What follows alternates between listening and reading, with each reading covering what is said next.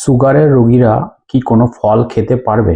আর যদি ফল খেতে পারে তাহলে কোন ফলগুলি সুগারের রোগীরা খেতে পারবে? আজকের ভিডিওতে এই নিয়ে আলোচনা করব।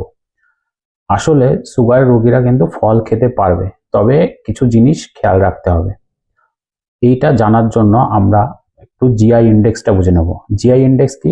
জিআই ইন্ডেক্স হলো গ্লাইসেমিক ইন্ডেক্স, অর্থাৎ কোনো খাবার বা ধরুন ফল খাওয়ার পরে আমাদের রক্তে সুগারের পরিমাণ কতটা এবং কত দ্রুত বাড়ে এর পরিমাপক হলো এই জিআই ইন্ডেক্স।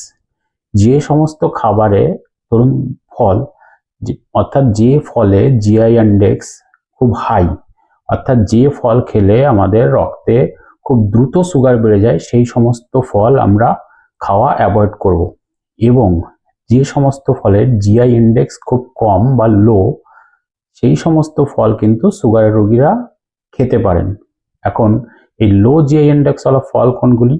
যেমন ধরুন আপেল, নাশপাতি, কমলা লেবু, স্ট্রবেরি, পেয়ারা, এই ফলগুলির জিআই ইন্ডেক্স অত্যন্ত লো, অতএব এই ফলগুলো কিন্তু আমরা খেতে পারি। জিআই ইন্ডেক্স হাই এরকম কয়েকটি ফল, যেমন ধরুন পাকা আম, কলা, আনারস, তরমুজ। তো বেটার হলো এই সমস্ত ফলকে অ্যাভয়েড করা। তবে মনে রাখতে হবে যে সুগারের রোগীরা ফলের জুস অ্যাভয়েড করবেন। বেটার হলো হোল ফ্রুট খাওয়া, অর্থাৎ সমস্ত ফলকে একসঙ্গে খাওয়া।